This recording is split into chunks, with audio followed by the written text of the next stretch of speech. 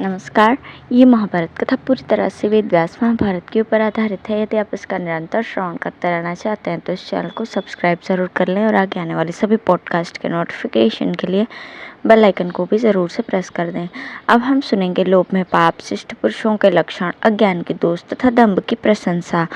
युधिष्ठिर ने पूछा, भरत श्रेष्ठ, अब मैं ये सुनना चाहता हूँ कि पाप का अधिष्ठान क्या है और किससे उसकी प्रवृत्ति होती है। भीष्म जी बोले, राजन सुनो, लोभ एक बड़ा भारी ग्राह है और लोभ से ही पाप की प्रवृत्ति होती है।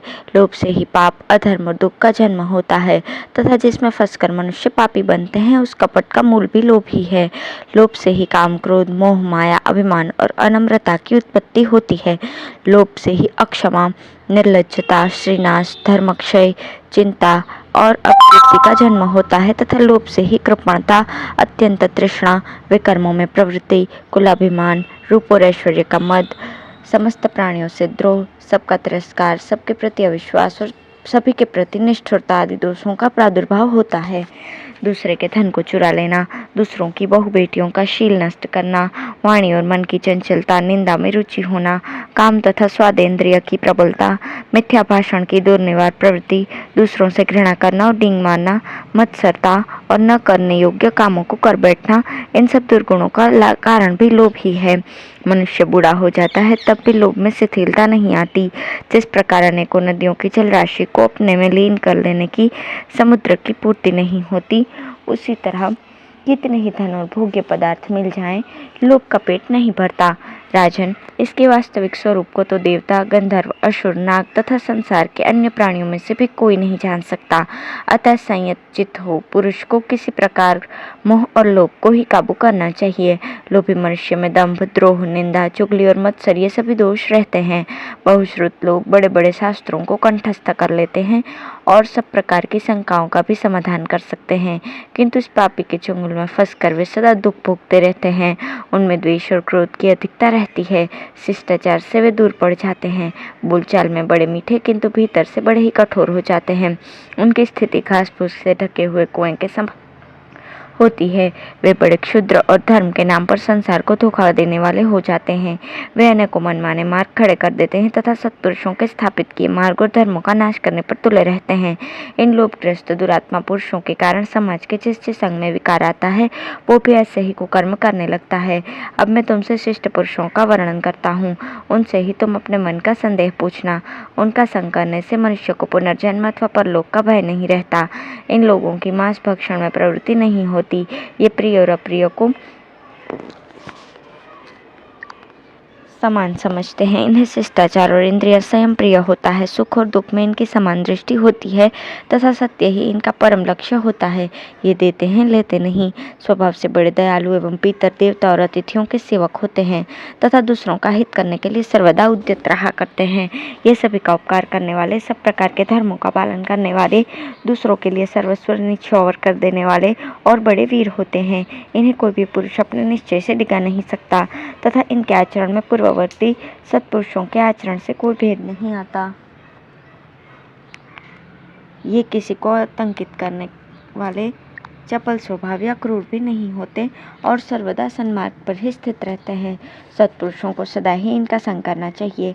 इनमें अहिंसा वृत्ति की प्रधानता होती है, काम क्रोध का अभाव रहता है तथा ममता और अहंकार भी नहीं पाए जाते। ये सदाचरणशील और मर्यादा का पालन करने वाले होते हैं। तुम इनकी सेवा करना और जो पूछना हो उन्हीं से पूछना। राजन, उनका धर्म धन या यश बटोरने के लिए नहीं होता। वे शरीर की आवश्यक क्रियाओं के समान उसे भी अपना अनिवार्य कर्तव्य समझते हैं। उनमें भय, क्रोध, चपलता और शोक का अभाव होता है।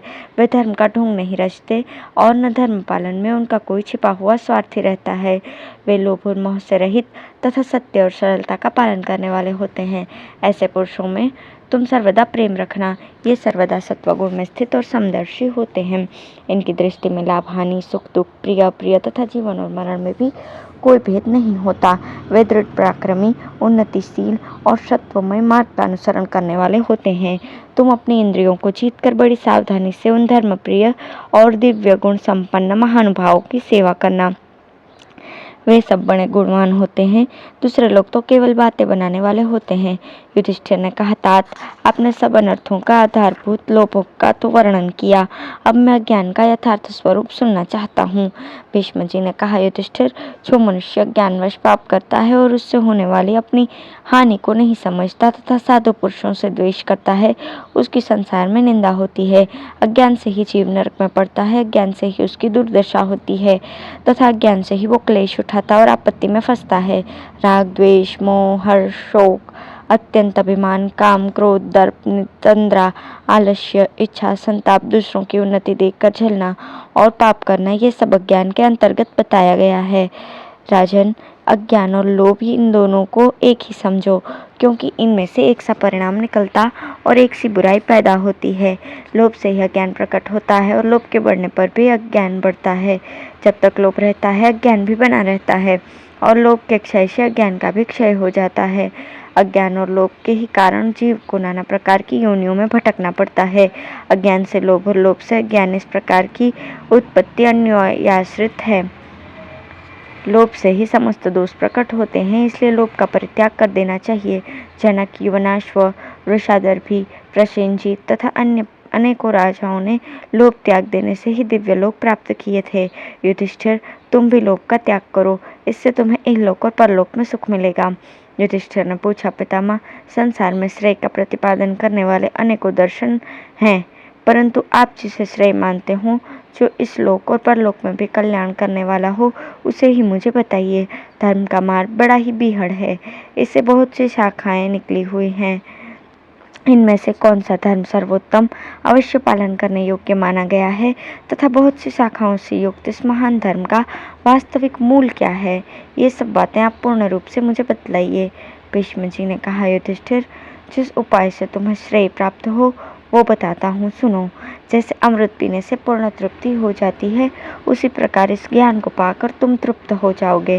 धर्म के बहुत से विधान हैं, जिनका महर्षियों ने अपने अपने ज्ञान के अनुसार वर्णन किया है। इन सब का आधार है दम, मन और इंद्रियों का संयम। धार्मिक सिद्धांत को जानने वाले वृद्ध पुरुष दम को मुक्ति का साधन बतलाते हैं। विशेषतः ब्राह्मण के लिए तो दम ही सनातन धर्म है, इससे ही उसके सुप्त कर्मों की यथावत सिद्धि होती है। दम ब्राह्मण के लिए दान, यज्ञ और स्वाध्याय से भी बढ़कर है। दम तेज की वृद्धि करता है, वो बड़ा पवित्र साधन है। दम से पाप रहित हुआ तेजस्वी पुरुष परम पद को प्राप्त कर लेता है। संसार में दम के समान दूसरा कोई धर्म मैंने नहीं सुना है। सभी धर्म वालों के यहाँ उनकी प्रशंसा की गई है। इंद्रिय संयम तथा मनोनिग्रह से युक्त मनुष्य इस लोक और परलोक में भी सुख पाता है। उसे महान धर्म का फल प्राप्त होता है, उसका मन सदा प्रसन्न रहता है। जिसकी इंद्रियां और मन वश में नहीं है, उसे बारंबार दुख उठाना पड़ता है तथा वो अपने ही दोषों से बहुत से दूसरे अनर्थ भी पैदा कर लेता है। चारों ही आश्रमों में दम को उत्तम बताया गया है। जिन मनुष्यों के अंतःकरण में दम का उदय हुआ है, उनके लक्षण बताता हूँ, सुनो। क्षमा, धीरता, अहिंसा, क्षमता, सत्य, सरलता, इंद्रिय निग्रह, दक्षता, कोमलता, लज्जा, स्थिरता, उदारता, क्रोध का भाव, संतोष, मीठे वचन बोलना, किसी को कष्ट न देना और दूसरों के दोष न देखना, ये सब गुण जिनमें उपलब्ध हो, उन पुरुषों में संयम का उदय समझना चाहिए। वे गुरुजनों का आदर और सब प्राणियों पर दया करते हैं। संयमी पुरुष चुगली, असत्य भाषण, दूसरों की निंदा, स्तुति, काम, क्रोध, लोभ, दर्प, डींग हाँकना, रोष, ईर्ष्या और दूसरों का अपमान, दुर्गुणों का कभी सेवन नहीं करता। संयम रखने वाले कभी निंदा नहीं होती, उसके मन में कोई कामना नहीं होती। मैं तेरा हूँ, तू मेरा, मुझ में उसका स्नेह है और उनमें मेरा, इस प्रकार के पहले के संबंधों को वो मन में नहीं रखता। जो दूसरों की निंदा और प्रशंसा से दूर रहता है, उसकी मुक्ति हो जाती है। जो सबके प्रति मित्रता का भाव रखने वाला और सुशील है, जिसका मन नाना प्रकार की आसक्तियों से मुक्त है, उसे मृत्यु के पश्चात महान फल की प्राप्ति होती है। सदाचारी, सुशील, प्रसन्नचित्त और आत्मा के स्वरूप को जानने वाला विद्वान पुरुष इस लोक में सम्मान और परलोक में सद्गति प्राप्त करता है। इस जगत में जो केवल शुभ है कर्म है, जिनका सत्पुरुषों ने आचरण किया है, वे ही ज्ञानी मुनि के मार्ग हैं। वो स्वभाव से ही उनका आचरण करता है, उन्हें त्यागता नहीं। ज्ञान संपन्न जितेंद्रिय पुरुष घर से निकलकर एकांत वन का आश्रय लेता है और वहां देह त्याग के समय की प्रतीक्षा करता हुआ निर्द्वंद्व विचरता है। ऐसा ज्ञानी ब्रह्म स्वरूप हो जाता है जिसको स्वयं प्राणियों से भय नहीं है तथा जिससे दूसरे प्राणी भी भय नहीं पाते। वो देहाभिमान से रहित महात्मा किसी से भी भय नहीं करता। वो सभी प्राणियों में समान भाव रखता है और सबको मित्र की भांति अभयदान देता हुआ विचरता है। जैसे आकाश में पक्षियों की और जल में जलचर जीवों की गति नहीं दिख पड़ती, उसी प्रकार ज्ञानी की भी गति जानने में नहीं आती। जो घर बार को छोड़कर मोक्ष के लिए उद्योग करता है वो तेजोमय लोगों को प्राप्त होता है। ब्रह्म राशि से उत्पन्न हुआ जो पितामह का उत्तम धाम है वो मन और इंद्रियों के संयम से भी प्राप्त होता है, जिसका किसी भी प्राणी से विरोध नहीं है, जो ज्ञान स्वरूप आत्मा में ही रमता रहता है। ऐसे ज्ञानी को इस लोक में पुनर्जन्म लेने का भय नहीं रहता, फिर उसे परलोक का भय कैसे हो। संयम में एक ही दोष है, दूसरा नहीं। वो ये कि क्षमाशील होने के कारण लोग उसे असमर्थ समझने लगते हैं, मगर इसमें गुण बहुत बड़ा है। क्षमा धारण करने से अनेकों उत्तम लोगों की प्राप्ति होती है, क्योंकि क्षमा से मनुष्यों में सहन शक्ति आ जाती है। संयमी पुरुष को वन में जाने की आवश्यकता नहीं है और असंयमी को वन में रहने से भी कोई लाभ नहीं है। संयमशील पुरुष वहाँ वास करता है, वही वन है, वही आश्रम है। वैशंपायन जी कहते हैं, भीष्म जी की ये बातें सुनकर राजा युधिष्ठिर आनंदमग्न हो गए, मानो अमृत पीकर तृप्त हो गए हो। वे धर्मात्माओं में श्रेष्ठ भीष्म जी से फिर बारंबार प्रश्न करने लगे। तब भीष्म जी ने प्रसन्न होकर उन सबका समाधान आरंभ किया। धन्यवाद।